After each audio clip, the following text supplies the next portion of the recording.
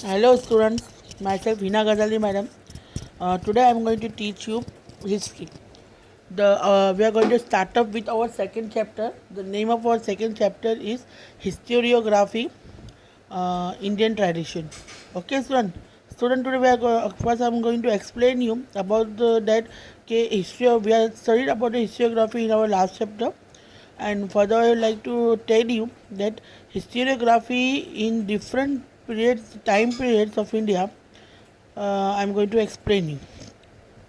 First, historiography in ancient period in India. In India, it is preserved with the help of the oral recitals, inscription on the Harappan seal and other artifact confirm that Indians had mastered the art of writing as early as the third millennium BCE. The earliest known written document of historical nature found in India are in the form of inscriptions. The ancient Indian literature, including the epics of Ramayana, Mahabharata, Puranas, Jain, Buddhist, historical accounts by Indian authors, and also travelogues by foreign travelers, are an important source of history.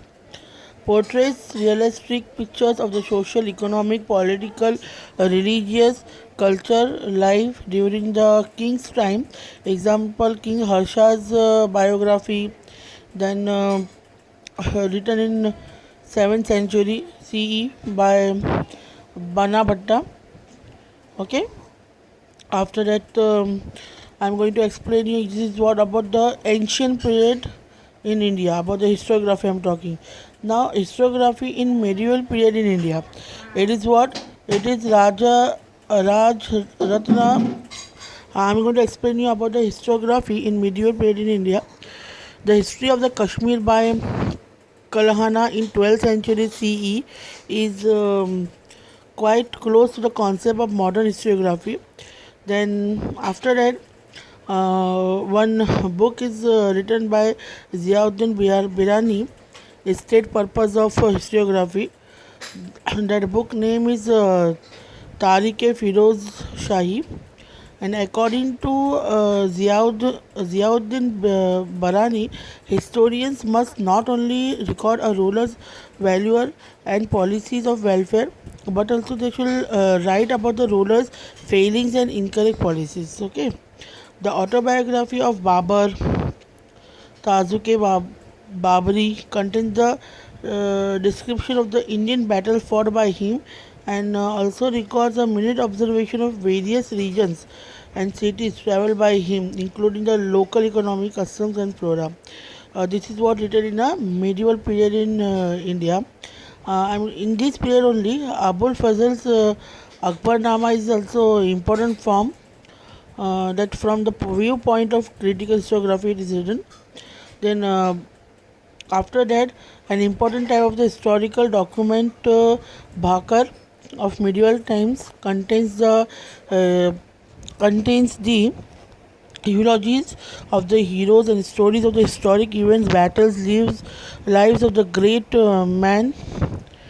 Then Sabasad Bhakar, written by Krishnanji Anand Sabasad, is also is an important Bhakar, you can say. This is what about the I'm talking about the medieval period in India. After that, uh, After that, I'm going to explain you about the modern period in India, historiography in modern period in India. In 20th century, the Indian archaeological exploration and research started under the British rule.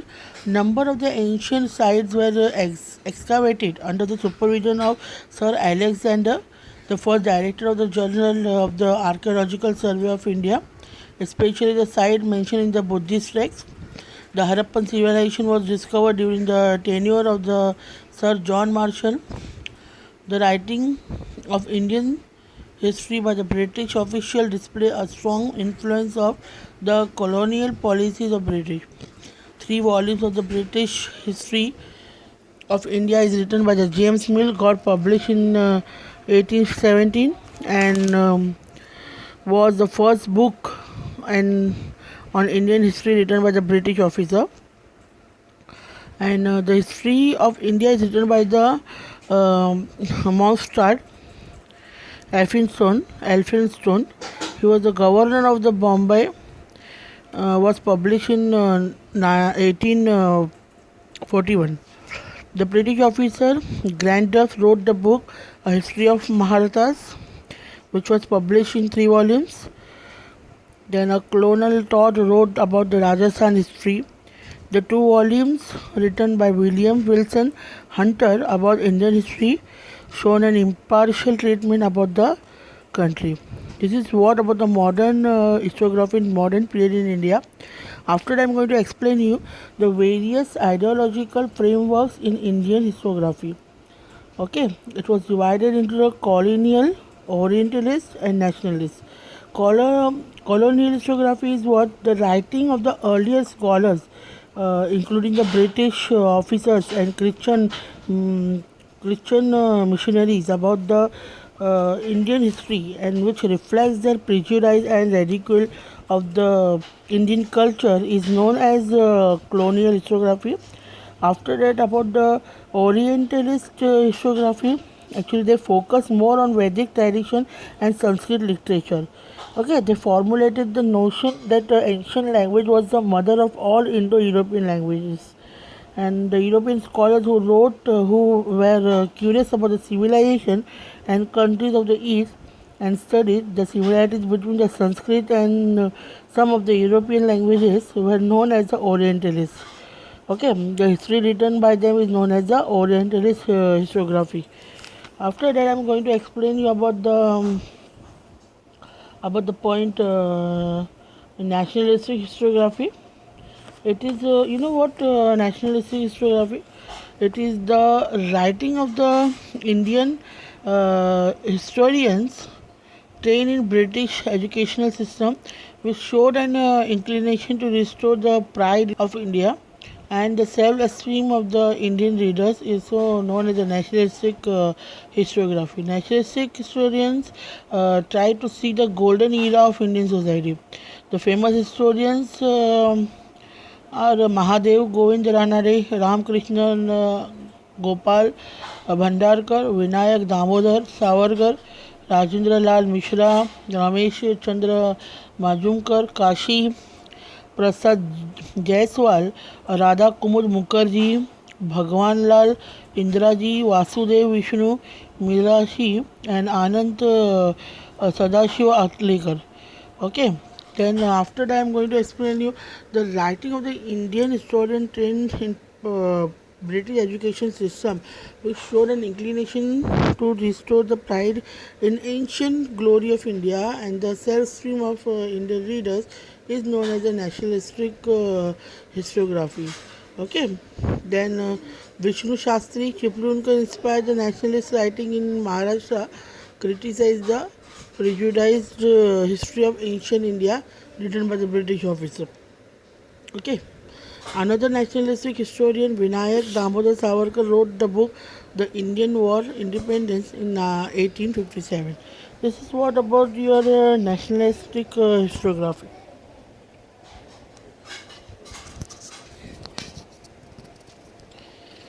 Okay, student.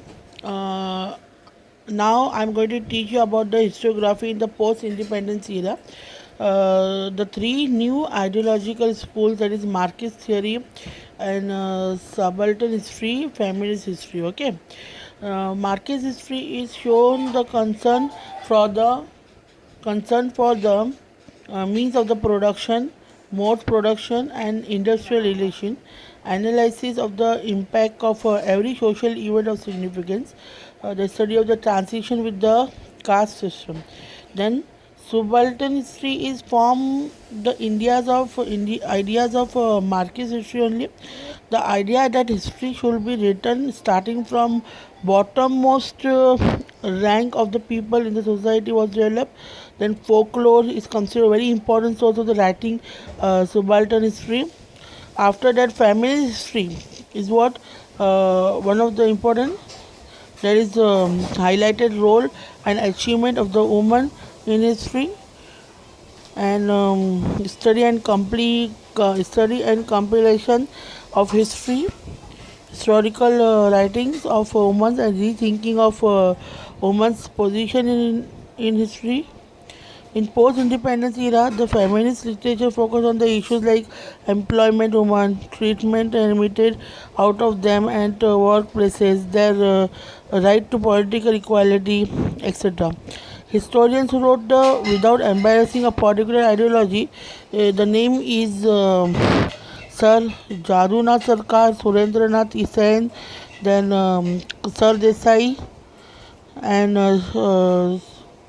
then Sejawakal, and historians in recent times are Yashwant Dinkar Phatke and Ramchandra Guha, etc. This is what about the second chapter. Now, students, you have to read the chapter so that you are going to understand it well.